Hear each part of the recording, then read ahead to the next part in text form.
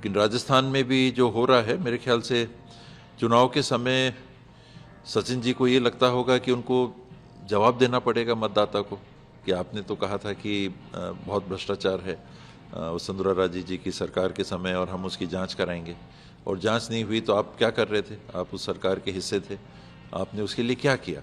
आप हमारे पास वोट मांगने के लिए फिर से आए हो अपने लिए, आपको हम कैसे वोट दें? जो बातों को आपने कहा उनको आपने पूरा नहीं किया।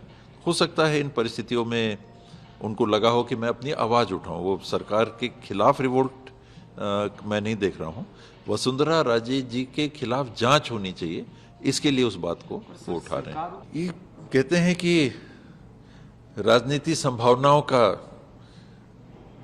स्टेज है, ये जो रंगमंच है इसमें संभावनाएं बनी रहती हैं, तो वो उसने तो थ्योरेटिकली आप कहिए तो संभावनाएं बनी रहती हैं, लेकिन हम लोग जब एक पार्टी से जुड़ के चुनाव लड़ते हैं तो मैं टीएस सिंहदेव के सिंबल पे नहीं लड़ा।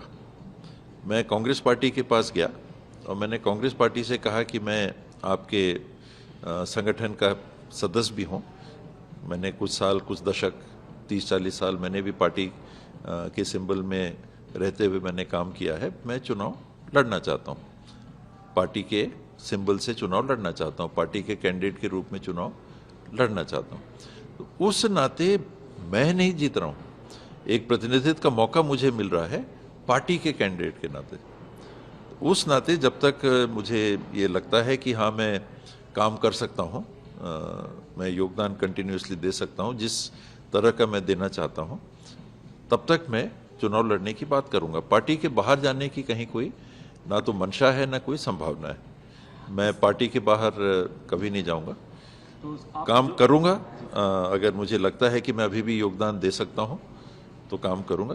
क्रिकेट की मैं बात कर रहा था, हम लोगों ने देखा कि कई हैं प्लेयर वो अपना अनाउंसमेंट करते हैं रिटायरमेंट, उनको टीम से हटाया नहीं जाता, वो कहते हैं कि नहीं ये मेरा लास्ट मैच रहेगा।